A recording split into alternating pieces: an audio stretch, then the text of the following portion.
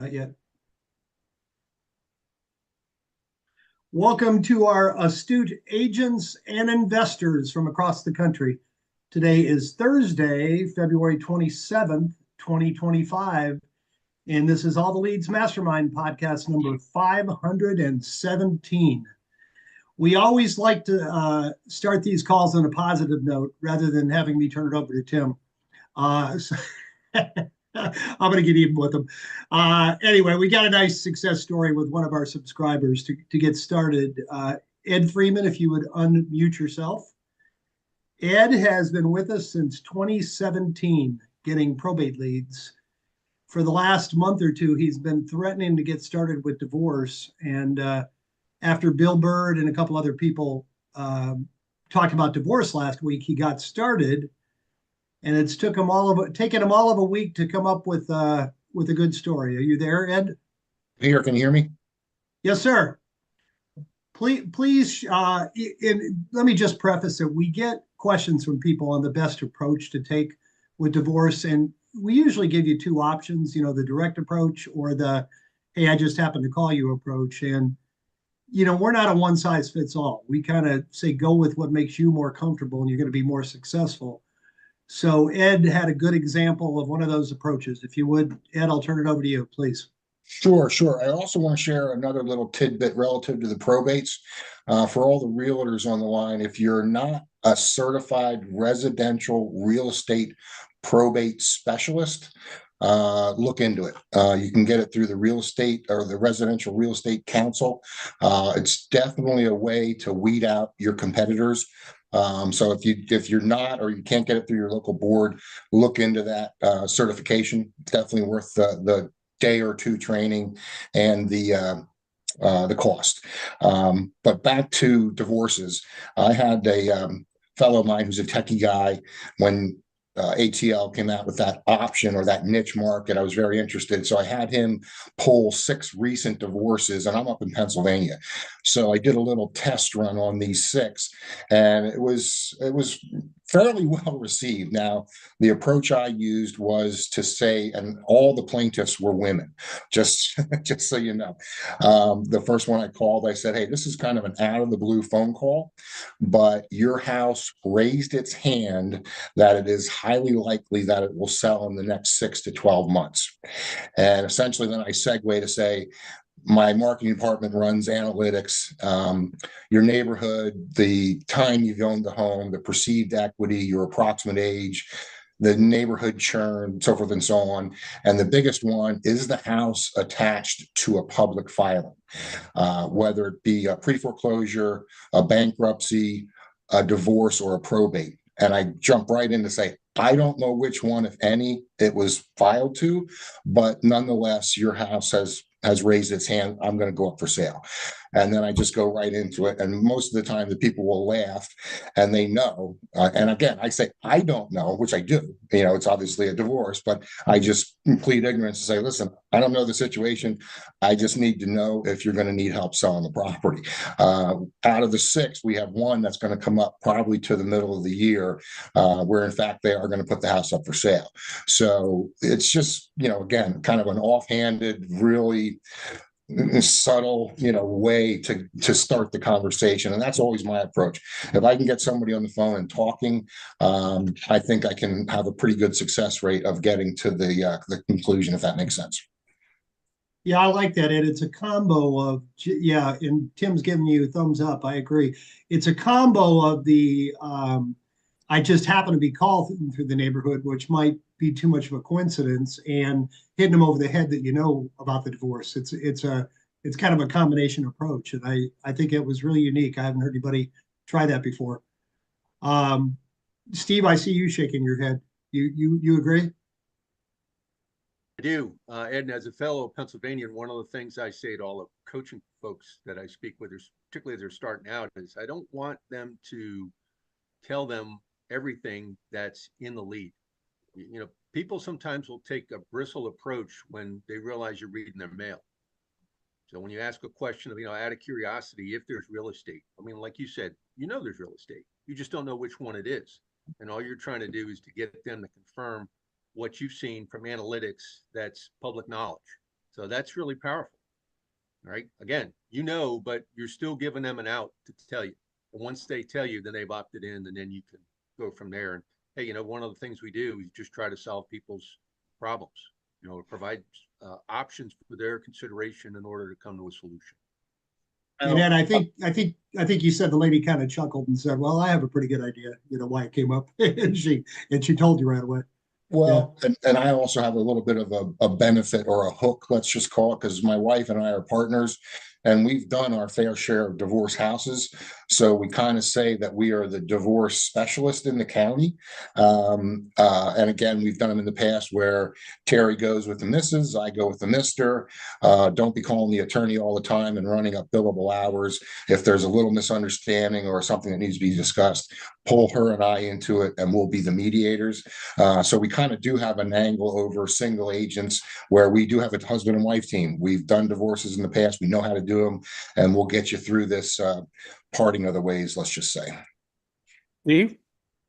So I really like that too, Ed, in terms of being able to provide advice from an administrative standpoint. I always tell folks, look, I'm not an attorney. All right. If you really need the legal advice, sure, you can pick up the phone, but at $350 an hour, you know, a 6-minute phone call is going to cost you $70 or any concept therein. So if I'm making sense to you from an administrative standpoint, you can not do that. But if you really want that legal opinion, by all means, pick up the phone and make that clear to them. And many times they'll appreciate the fact you're being upfront with them, particularly if you can provide a reference as to why you're saying what you're saying, because then they realize that, hey, you're on the mark and you're saving them money. That's what we're trying to do. Reduce the administrative drag to save time and money to help them solve their issues as it relates to the estate. And Ed, I was going to add one other thing. I don't know. I know you've been with us for almost 8 years. I don't even know if you have one of our custom probate websites, but if you do, I had a conversation with a couple other agents, and you decide you want to get into the divorce or the late mortgage. I'm pretty sure we can add those pages to your website, you know, to direct them there first before, you know, and make you look like a specialist in those areas also. Yeah, we're fine tuning our system. I think that came up in last week's meeting or the week before about systems. And it certainly made me review some things, especially with this new do not call list. We are in fact sending the letters to the probates. And we did our first round of mailings in January. And I should have been doing it all along. It's just plain, you know, Pennsylvania Dutch, we're cheap up here, so we don't like spending money. But to go with that approach, to send the letters, I think our success level is going to go through the roof because I had a call on Monday, probate, called them up. Did you get my letter? I did. What are you doing tomorrow afternoon? And I said, I guess I'm coming to look at mom's house. He chuckled, and I suspect I'm going to get the listing. The meeting went well. I was there for a half hour, but based on that change with the do not call list, we are definitely going to be truly sending the letters and not just saying we sent you a letter and did you get it, which was our old approach. Hey, I sent you a letter. Don't remember getting it. Well, here's what it described. Do you want me to send it again? So I'm trying to figure out my system with the divorces, because then that pitch I just used as a template, that kind of goes out the window. So I might not do the letters with the divorces. I might just use, hey, out of the blue phone call and just work my way through. But like I said, we're tweaking our systems, and I think this year's going to be pretty good for us. And I think you can start with an out of the blue letter, and then after they confirm it's a divorce, send them a divorce letter. You know, a lot of people that are taking that approach are doing that. Hey, I specialize in your neighborhood. Just sold a house 123 Main Street. Notice you own one at 246 Main Street. Any interest in selling? And then after you talk to them and tell them everything you can do, after you talk to them and they admit the divorce, then send them a divorce letter. You know, you can switch it up if you want. We're going to twerk with it or whatever, just to see what works best. Great. Well, yeah. Ed, as a recommendation, I would just use the language you used in your phone call, put it in the letter. Okay. Yeah, the other thing about it that's interesting, you know, you said yourself that you and your wife have a unique way of going out and going after this. And if you did a letter or a postcard talking about the fact that you specialize. You don't even have to point out that you know that they're in a, divorce situation. You can send something out talking just about that, just casually. Oh, by the way, we're, specialists in divorce and probate. Now you've done it in that postcard itself, but you've highlighted the fact you work with those people. Now you've randomly done it, but you've also taken yourself above the crowd. Good advice. So that might be a really good way to do that. My only thought, as you said this, Jim will sometimes modify a program. I was just wondering, Jim, please don't start sending letters out that say, your house told me it was going to get a divorce and it called me.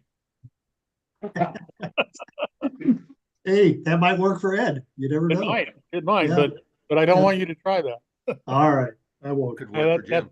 That's a good one. Hey, Bruce, you wanted to say something, bud, and you'd unmute to do that. No, I didn't have anything. Did I want to say something? Oh, I thought you did. I thought I saw something that came through. Never mind. I'll mute you back. Right. Hey, Bruce, Ed mentioned the certification program. I didn't even know NAR had one. Ed, I don't know if that's local or national. No, actually, it's national. That's a solid class.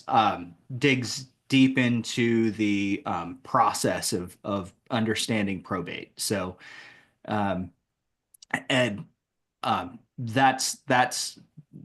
that endorsement is solid. Like this is in no way meant to jump on what Ed said. I've got a lot of people that have gone through that and talk about how what they train with that certification, and an understanding of the probate process, what families are going through, the steps that they need to go through, in a lot of ways are more detailed than what I provide over with the certified probate expert designation. On our side, we spend more time focusing on the prospecting, the marketing, and the relationship building. Now they do as well. It's just sort of a matter of what they emphasize versus what we emphasize in probate mastery. So it is one of the better designations that's out there. I would put it up as a long-standing designation that has a lot of backing behind it. I think the hook is to try to chase other agents off. You're talking to the executor and, hey, yeah, my sister has somebody they want to use. And then I pretty much lead in, well, are they certified? Yep. Well, what does that mean? Well, certified means you have the experience and the knowledge, you've done it before. And then I have some questions. Ask them, did they know how to handle the inheritance tax? Do they know what a short cert is? So to try to put some doubt in the executor's mind of who they should pick to be their agent, you're kind of putting yourself in front that I know what I'm doing. Yep. Does the person you selected know what they're doing? Yep. If they don't, do you want to entrust the sale of mom and dad's house with somebody that doesn't know what they're doing? And kind of leave it. Yeah. I think that makes a huge difference in being able to communicate. Like that's one of the things that I'll ask people on the phone. We're talking, yeah, my sister, hey, would you be interested in seeing what a probate specialist or someone that specifically works with estates and probates might be able to do that's different? And like Ed just mentioned, we get a lot of people that will say, yeah, if it's different, because that's all they want. What do people ultimately want if they've inherited real estate that they can't keep it? Do they want to go through a listing process, or do they want to get the house sold?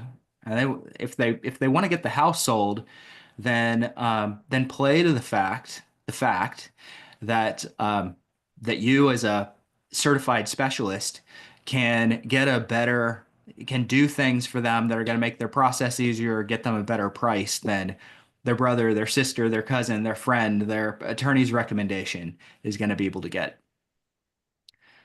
Right.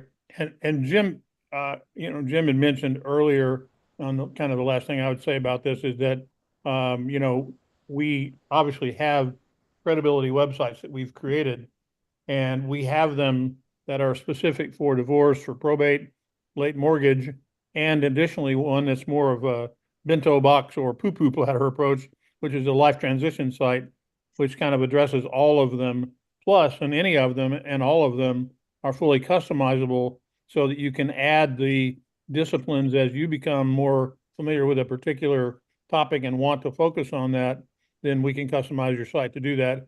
If you want to talk more about that, just contact your MIS, and your MIS will be happy to work with you. If you don't know who your MIS is, just drop an email to support@alltheleads.com, and they'll hook you up and get you started. And it's not an expensive approach to doing it.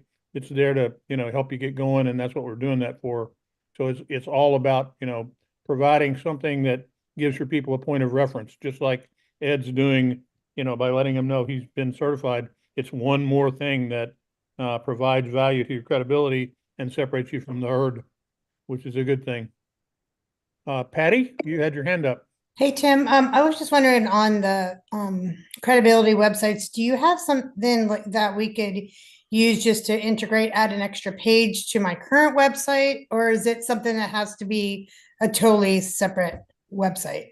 So do you have a website with us, or are you talking about a website that you already had? I already have my website, and so I didn't know if I could just add a page to make it, something, if that would be anything, that a template or anything like that you guys could provide.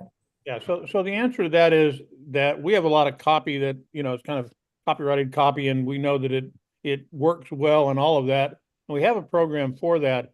My only recommendation for it specifically is that if you're focusing on marketing for one of the disciplines that you're buying leads for, it's often better to have your site specifically focused on that, not a place where you're showing a bunch of houses or all of that. You're focusing specifically on the topic at hand. So if you're going to focus on probate, then you want, when they land, you want it to look like a probate site. And what I mean by that is that's what you're leading with.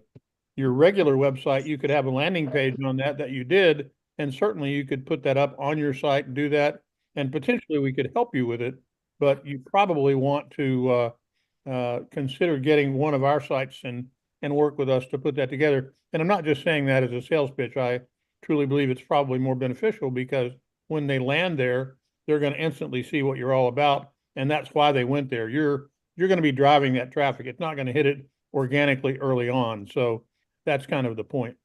That makes sense?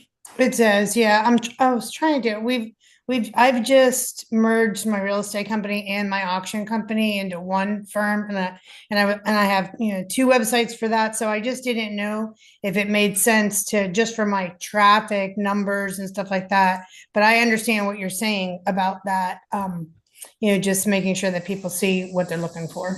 Well, and typically you cross-link them. So you have a link from your other website to your more product-specific site, and vice versa. If you want to see properties I have for sale or learn more about me as a realtor, click here. And if on the other side, it's, you want to learn more about probate or divorce or whatever, click here, and you're moving them back and forth. But it's really where you're landing them first. And there's no right or wrong way to do that, except for pure focus. You can create a wraparound element of it that looks more like what you're trying to do if you build it that way to start with. Okay, well, thank you. You bet, no problem. Go ahead. You got your hand up there, ATL Marketing? Yes, I just wanted to mention, in the same vein, in response to that question, one of the things I was going to say was what Tim just mentioned, which is that we have a lot of customers who, really like their current site, and, we can do customizations on our templates to kind of match the look and feel of your current site as well, so that it is still like a pretty cohesive approach visually. But that way you have all the content preloaded, and it's also really helpful to kind of be able to see your specific results when you are targeting people to just go to, that site that's focused on, your letters, your postcards, anything that you're sending out in regards to probate or divorce.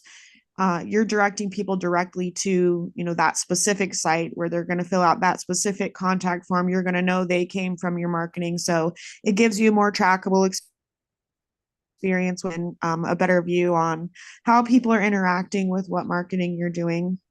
And it definitely is a more effective approach for people who are, looking for something specific like this, to know that, even if that you're doing, 100 different things, and you could pretty much help any type of client, for the clients looking for probate help or divorce help, or they have no idea where to start on some of these things, it's helpful for them to go on and see, okay, this is this person's specialty. It's not just one of the things they do. This is, their thing. So it just adds more credibility as well. Great.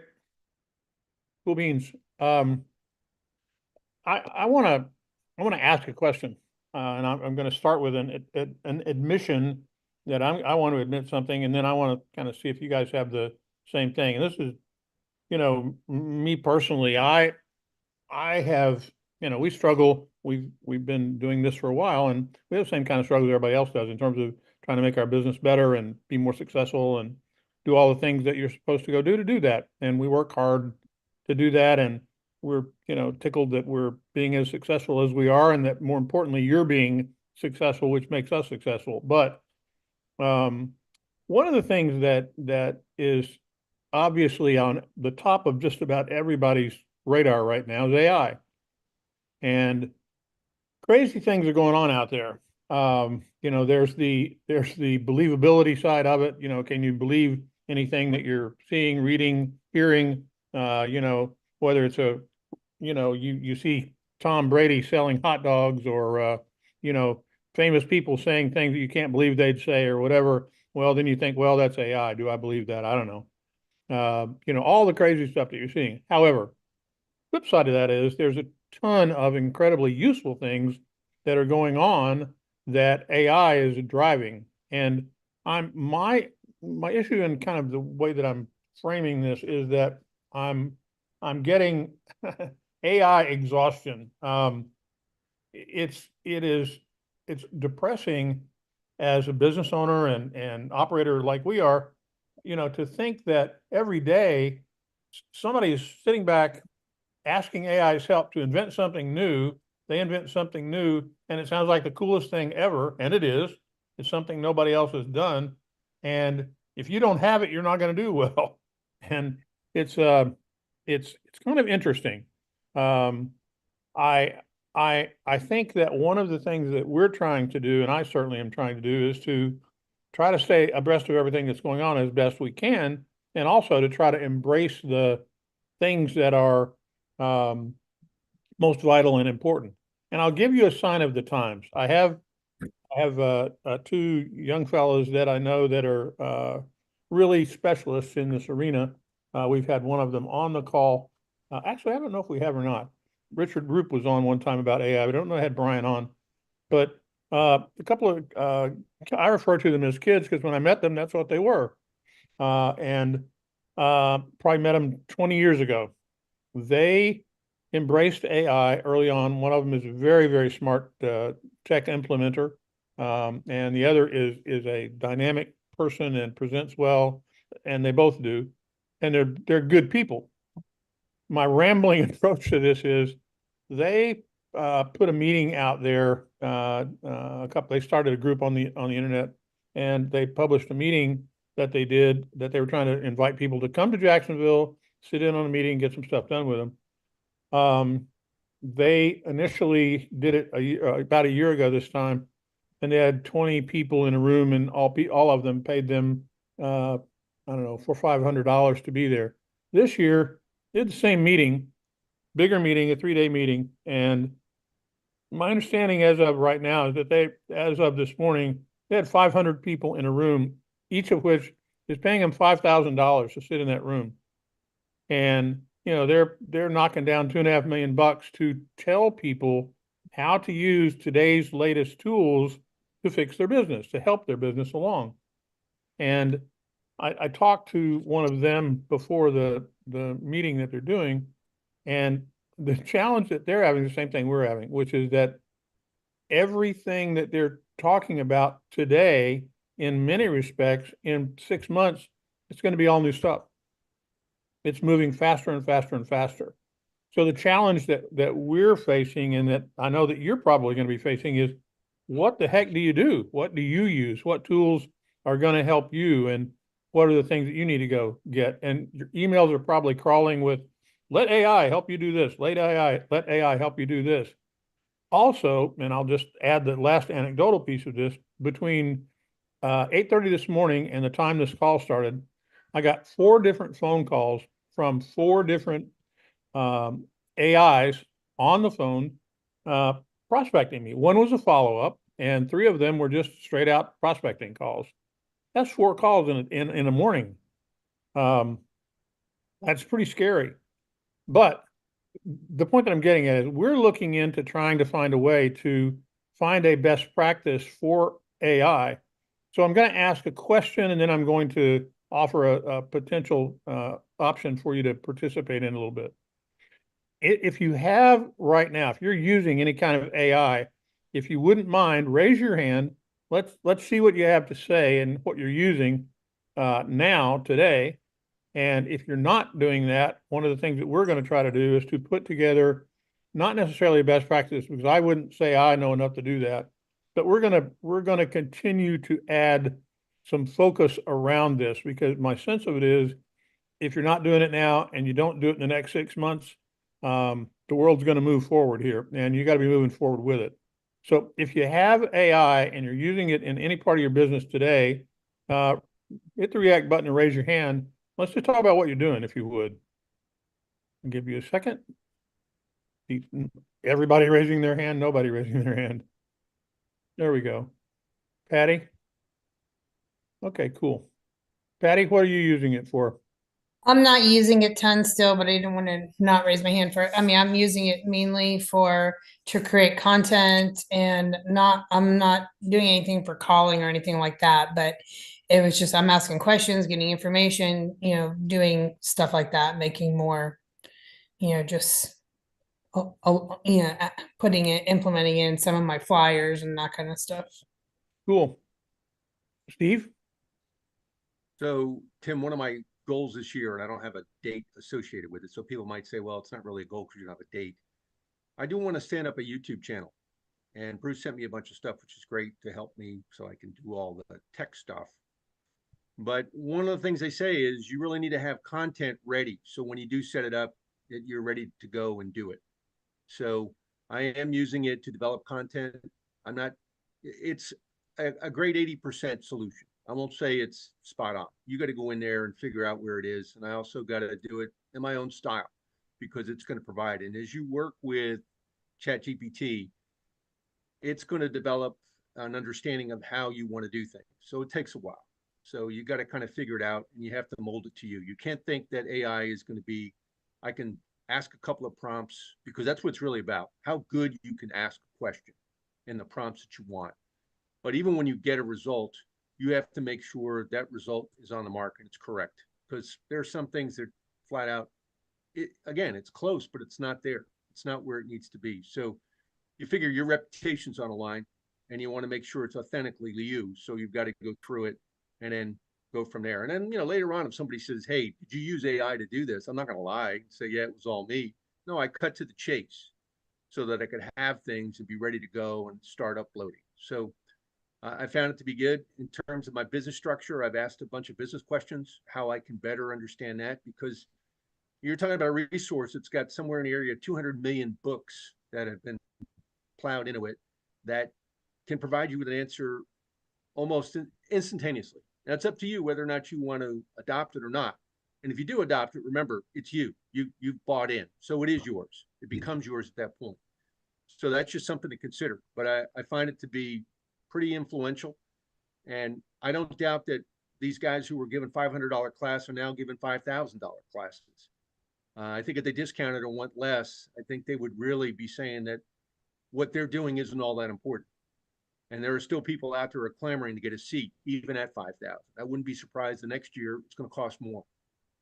So I agree. Just something to consider, because price is what you pay, but value is what you get. Well, George, are you raising your hand there, bud? Okay, let's unmute you there. You got to unmute. There you go. Whoop. Almost got it. Try again.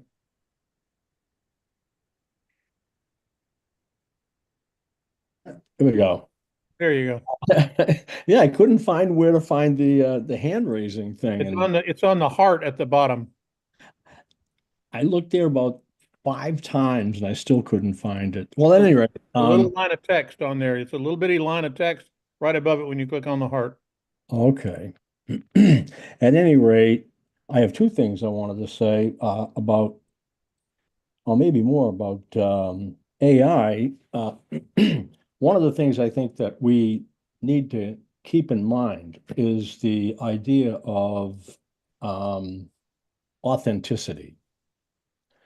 And AI does not give you authenticity. You can get information from AI.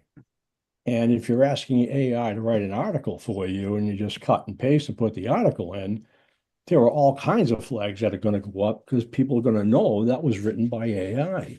It has a certain flavor, a certain tempo, a certain blueprint, and anything you want to like. I've looked at a few AI platforms, Claude. I looked at ChatGPT. I even did some work for a company called Outlier that trains AIs to be more human-like. And I found that to be tedious. At any rate, so let's say I was going to do a research project. That's something that I would use AI for. Please take a look at the effect of such and such on so and so at this time and give me 5,000 words. That's great. Then I'll take that and I'll make it my own. And then I'll also have some sources source material I could take a look at. That's a good thing. But that's the one thing, that's something that we need to be very careful of. We don't want to sound like an AI. We need to sound like us. Well, And really correct about that. That you're right about it needing to be personalized. I would submit to you that it's getting to the point now where if you are using the tool and there's tech out there today that you can spend 5 minutes recording you and what you have to say, and in a half an hour, it can send something back that's indecipherable from you saying it yourself. I've been amazed in the last week, George, what I've seen. Scared, actually. And you're right about that. Now you're to the crux of this, which is what's real, what isn't real. People are getting to the point. It's like, well, I don't trust anybody. Yeah, there are AIs out there that will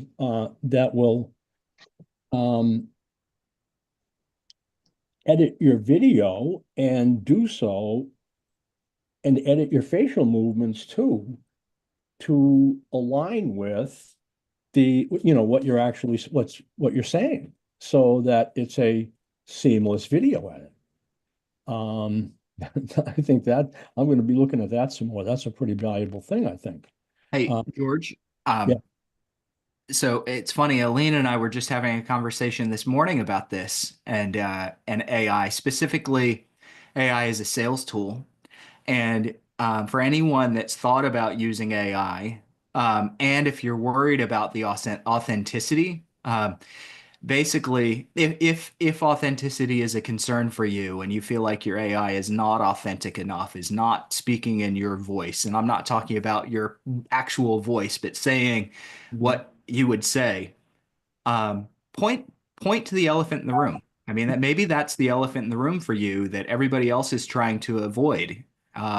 We heard Travis a couple of weeks ago say that they've trained their AI to say if somebody says, "Hey, are you a bot?" It says, "Hey, I'm going to say I can't remember the exact language, but I'm Travis's assistant," and it kind of dodges the question. For me, if I was concerned about what AI is saying to someone, and I felt like it wasn't authentic enough, I would just say, "Hey, I'm an artificial intelligence assistant. Can I ask you 2 questions?" Yes. And just get straight to the point. That's one of the issues and one of the ways around AI. If you, as an individual business owner, are someone that's concerned with whether AI is being authentic or not. Another thing is you can always have AI that comes straight, that handles inbound responses. So one of the things that people used to do, and this was a brilliant marketing technique for years, it kind of stopped working a little bit, but call this phone number for a pre-recorded voice message. And Yes. people would call in knowing that they're not going to have to be forced to speak to a live person that's going to sell them. They would just get to call and listen to a 3-minute explainer message. Mhm. You could do the same thing with AI. Call this number and speak with my artificial intelligence bot and ask this question or that question. So you could go ahead and tell the person that they're going to be speaking with not a real person. And my suspicion is that a lot of people would be willing to do that. A lot of people, hey, I don't want to speak to a salesperson that's going to try to close me. Let me call in and talk to this bot, talk to this AI, and get my questions answered. Probably they don't have to put their sales resistance up. They can just ask their questions. So there's a lot of ways to use AI, even if um, even if you're concerned that it's not going to be speaking in your voice or being authentic to you. Excuse me, I'm in total agreement with you. In fact, you can take a poll here, but I think that almost everybody knows that if you're talking to a chat, you're talking to an AI bot. Mm-hmm. You know, so it's sort of in the culture now that it's an AI bot, and there are oftentimes I'd rather talk to the bot than a person because I'm just going to get the answers I want. Yeah, no sales pressure. Right. Yeah, there's my answers. But George, the only thing I would add is it fooled me a couple weeks ago. It's gotten so good that you don't know anymore if it's good enough. You really don't know. So like Bruce said, maybe if you're afraid of that, identify that it is an AI bot. I had that conversation with Travis's and I had no clue. I answered questions, handled objections, and I thought, wow, nice guy, very efficient. Hung up and had no clue. He even thought he liked you, right? You thought the guy really liked I was you. speaking about. Exactly.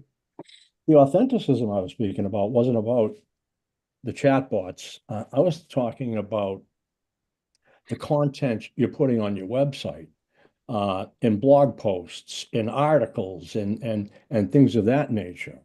Because to me, that is extremely important. You know, I do have my own website, and it is totally about probate. And in fact, the URL is mypartnersinprobate.com. And so it is only probate.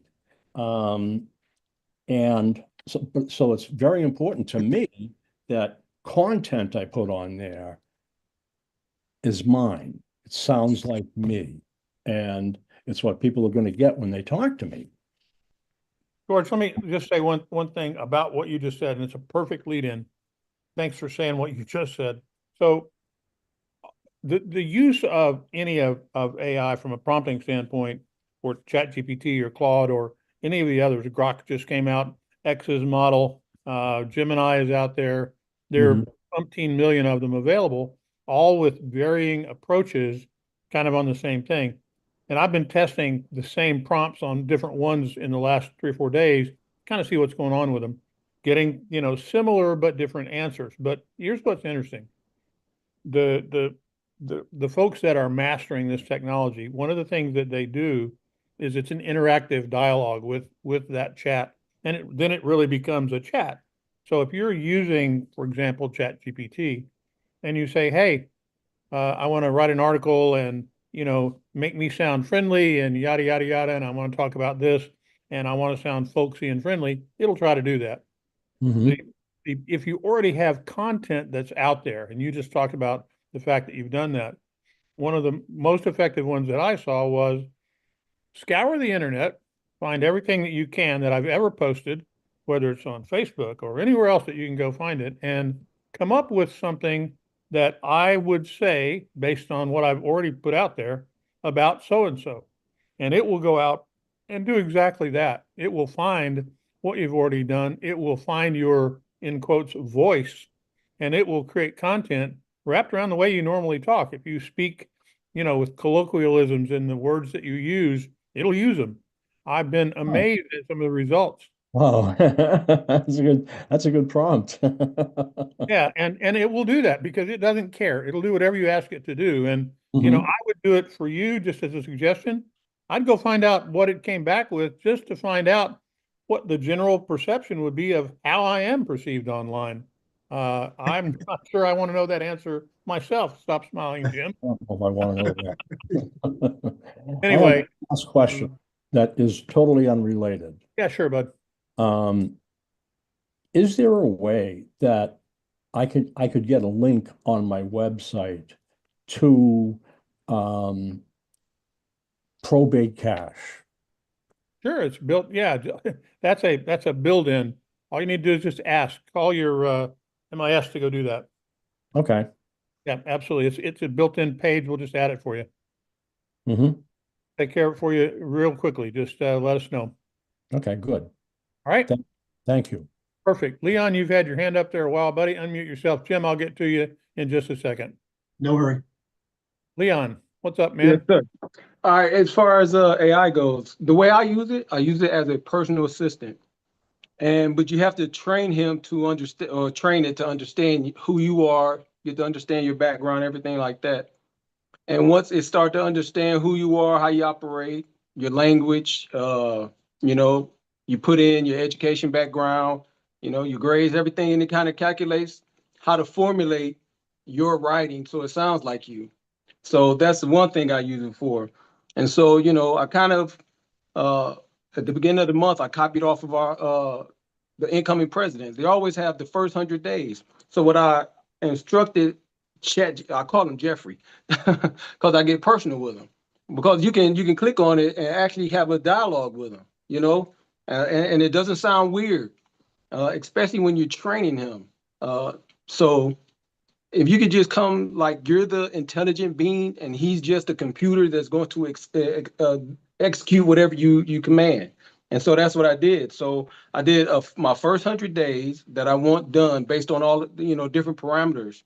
But the one thing that I did do is whenever I engage him on whatever topic I want to engage him in, I'll find the best, the highest level, probably professional in that industry. So say like real estate. Whenever I communicate with him, I always say act as Gary Keller and Christian Mature, and combine those two. And I want to have a conversation with you being those two. And so he'll come back, whatever where he pulls the information, and he'll come back with intelligent information based on what I asked him. And so, so for my first 100 days, I told him, okay, now give me my first 30 days because, 30 days you can create a habit. So I call it my process driven system.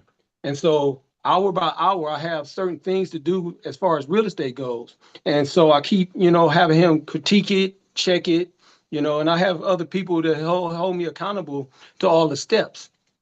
But it actually helps you to build a very good business. I mean, the habits that I've created without even thinking about it, is very interesting. So, you know, that's how I use it.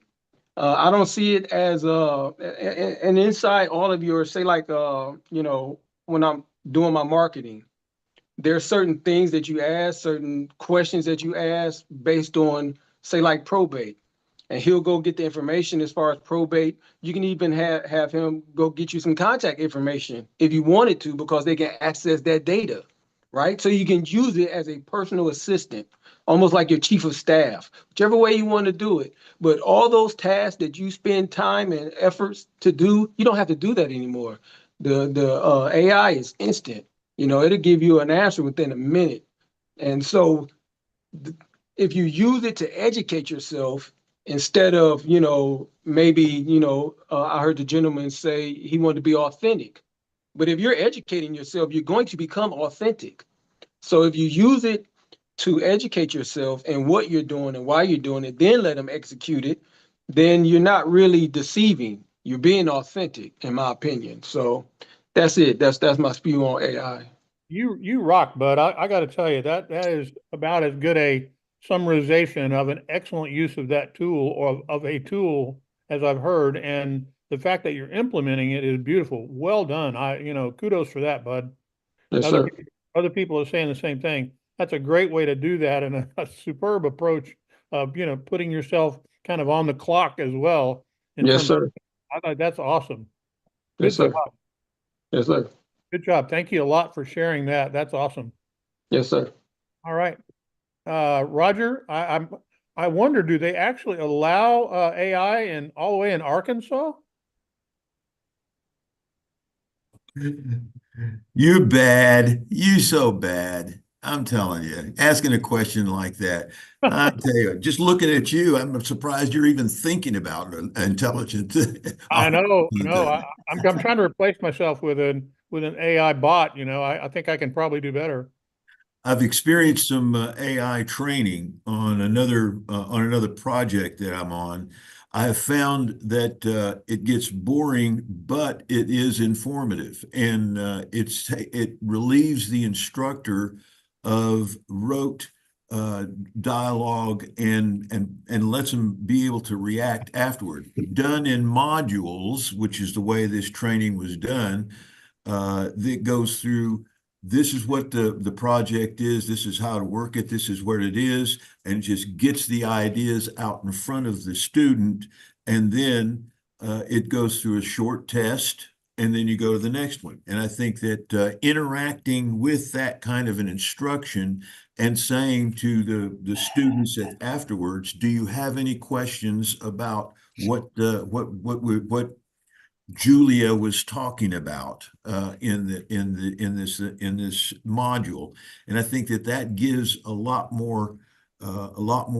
It takes a lot of load off of the instructor himself, and it can be a nice person, nice looking person on a video, and so on and so forth. The other thing that I've used, yeah, just like you. Liar. Hurt now. But the other thing that I've started using at this point is YouTube videos, and having them as a part of my presentation on what I'm talking about, and I'll get several different people in there. It would be good, and not necessarily in sales, but when I'm doing education stuff with around people, those things, right? And I'm making an analogy of using the AI with a YouTube video. That's the analogy that I'm making here, but it becomes a lot more sensitive, if you will, than just showing somebody else like Ed, the finance guy, that's talking about something. Hey, But Raj, I'm challenging you to look up a tool based on what you just said. Go look up an AI tool called Descript, Descript. And what Descript will do is it will take a video, whether it's YouTube or otherwise, it'll analyze that video, and it will literally take segments out of it based on its analysis of what was being said, and it will make segments out of them to give you short videos to go do. You see these ads that people put up out there that, it says, I created 100 videos in, 2 minutes. Well, they made one big video, they sent it to AI chopped it up into 100 segments, and they made 100 videos. So you go look at Descript and take a YouTube video and kind of see how it worked, and come back next week and tell us, get on it, go do it and try it. okay, thank All you. right. That's all. Oh, that's great. Thanks, bud. I appreciate it. David, I'll get to you in just a second. Jim, you were going to say something, buddy.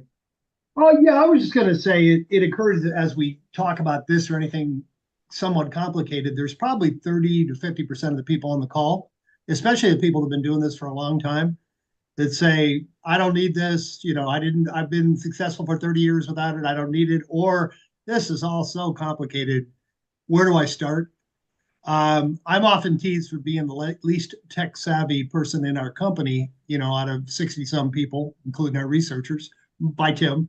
But about 6 months ago, I just went on Chat GPT and started asking it various questions. And what I learned was, just the more specific the question, all you got to do is type in a question, anything. The more specific the question, the better answer you're going to get. Tim and I were talking this morning about how do we use AI in our business. And he kiddingly said, why don't we ask AI? So I went on Chat GPT and said, hey AI, or hey Chat GPT, how do we use AI to to increase our business. And it gave me a 13-point bullet point business plan. So if nothing else, you'll be blown away with how simple it is to use that. And Tim, I was going to share our story of calling you Sunday because Jeff Bezos needs some more income. Do you want me to go there or not? Go ahead. All right. Sunday, we're on our way back. I would preface it only by saying one thing. The day you learned about ChatGPT was one of the worst days of my life, but because now I'm coming up all these good ideas. Matter of fact, I asked our tech person, Jody, one of our subscribers said, I want 2 areas of Jacksonville. How do I find all the zip codes between the 2? And about 30 seconds later, Jody came back with a list. And I said, oh yeah, ChatGPT. I forget how easy it is to use. And now every time I went to ask, I'm getting to ask a question. I think maybe I should go ask ChatGPT. ChatGPT not going to ask me anymore? You won't ask me? I won't ask you, no. Anyway, this is Jeff Bezos needs the income. So he asked me to mention Alexa Plus. I don't know if you guys have seen the product they came out with this morning. Sunday, I was on the way back from my vacation home. We're on I-95. Everything goes out in our car in the left lane. Power steering, brakes, everything. We made it off the road. I called my son-in-law, who's a mechanic. He said, well, based on what happened, you need a new serpentine belt. I said, okay. I called Tim. He lived 12 miles away.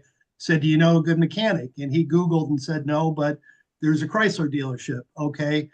Then I got the Chrysler dealership. I Googled, is there a rental car agency nearby? And I got the rental car agency. Anyway, long story short, we got the rental car. We had to go back and get it yesterday. But now with Alexa Plus, and I didn't even know where I was. It took me 5 minutes to figure that out. I could say, hey, I broke down. Here's what happened to my car. Can you take a good guess as to what's wrong? Figure out where I'm at. Go find me a mechanic nearby. Call AAA and a rental car agency. Make the reservations and have AAA come pick up my car and deliver it to the mechanic. I mean, that is how amazing it's going to be, our all-purpose virtual assistant. And that's not coming. That started this morning when and by the way, Alexa Plus is free with Amazon if you're an Amazon Prime member. So if you want a cheap personal assistant, look into it. I don't know if you've looked into it yet, Tim. But anyway, that's what I wanted to share. It turns out that was the best day of my life. My phone volume is going to drop down. And Bezos has me on. I'm a referral now, so make sure you mention me if you sign up at Amazon. So you have to use your link to do that, right? Yeah, exactly. David, what's up, bud? Hi, Jim and Tim. Nice to meet you guys. Aline and I love the leads, and I would love to see AI with all the leads if that's an area that you guys are thinking of getting into.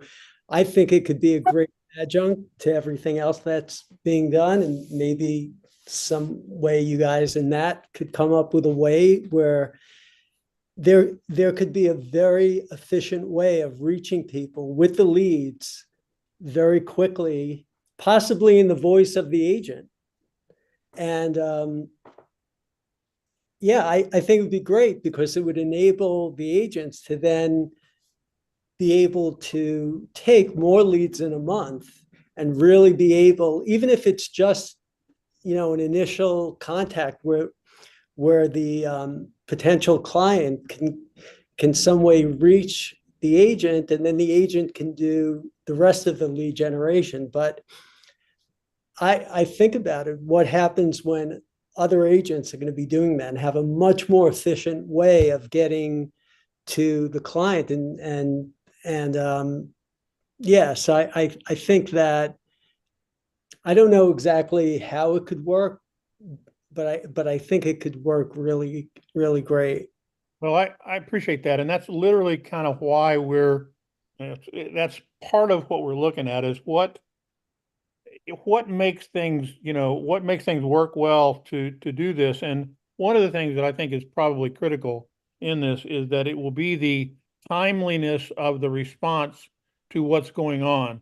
It's not even that it's wonderful. It's that it's there. It's being done. It'll be done automatically. So if you had, for example, if you used AI as a telephone assistant and anything that came in via phone or text, it came in, and it instantly processed it and it said, okay, what do I need to do? Do I need to reply back via reply text? And then there's like a telephone IVR, a tree of responses. You can do that with text very easily. If it's a phone call that came in and somebody wants to talk to somebody, it'll do that. It'll do that. And there are tools out there that will do that. We use live chat on our website. Well, we could also, we're going to AI that as well, where it is looking at the questions that people are asking. It's learning as it goes, and it'll learn more and more. And that's the beauty about this.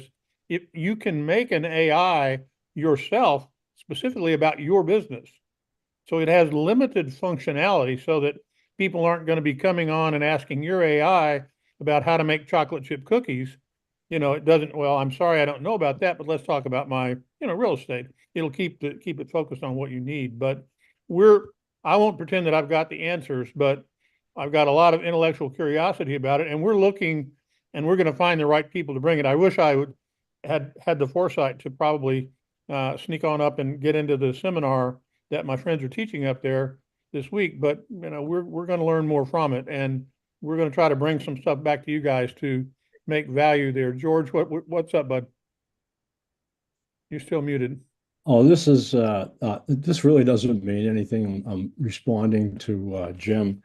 I don't want to burst your bubble at all, but the interesting thing is in 2001, I purchased a brand new Mercedes sedan, and it had a concierge service that ran through the phone. And I was driving in Rhode Island one time. I never drove in Rhode Island. And, we've all been on the phone and gone by our exits. So, and I was on the phone the whole way down 95, and I thought, oh my God, I'm gone by the exit. So I pressed the button. The man comes on and he says, "Can I help you, Mr. Wallace?" I said, "Yes." I told him, I said, "Do you have me on your screen?" He said, "Yep, I know exactly where you are." And then I said, "Well, I'm supposed to take exit so-and-so, and I think I've gone by it." He said, "Oh, no, sir, you have 2 more exits to go." And I'm like, oh my God. That's the kind of technology that Mercedes was introducing at that time. And for repairs, I had to press the thing that looked like a wrench, and the same thing would happen. It was amazing. Just press the concierge button. Could you make an all reservation for me and 2 other guests at such and such? Just off the charts in 2001.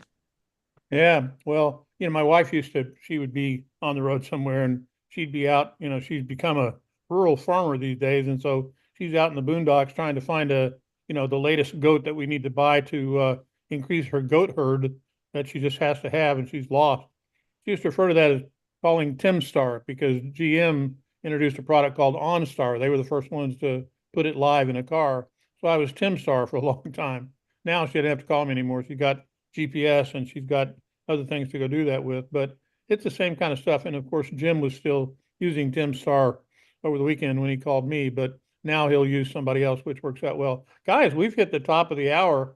This kind of took off in a way that I'm very gratified. I'm happy that you guys had enough interest in, sticking around and talking with us about this a little bit. I'm going to encourage you to you're on this call. I'm going to give you a challenge that I will tell you, this is going to sound really pompous, but this could change your life.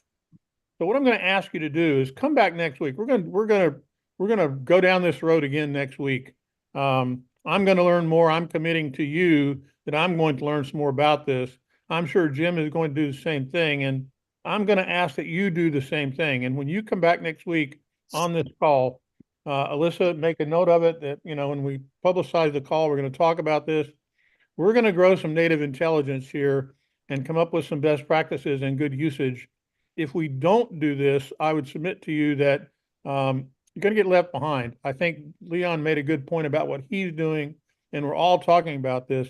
I don't think it's imminent. I don't think it's going to happen tomorrow, but I got to tell you this, the speed at which it's happening is daunting. It is scary how quickly it's happening, how quickly you can introduce something that makes something that was great yesterday virtually overnight obsolete. And we don't want to be in that situation. And we want to make good use of the tools that are available to us. So you come with stuff next week. I don't want to be doing this as a lecture. I want it to be interactive. And hopefully also by next week, I'm going to try to replace Jim with a bot. But for now, Jim, you get one more opportunity as a live human to take us to the barn. You ruined my ending. I was going to say that if you notice Tim was unusually friendly today, it's because he wasn't here. It was his AI. I knew it was coming. I had to get in front of it. Exactly. Oh, guys, good call. And again, I would challenge you if you know nothing about what we talked about today.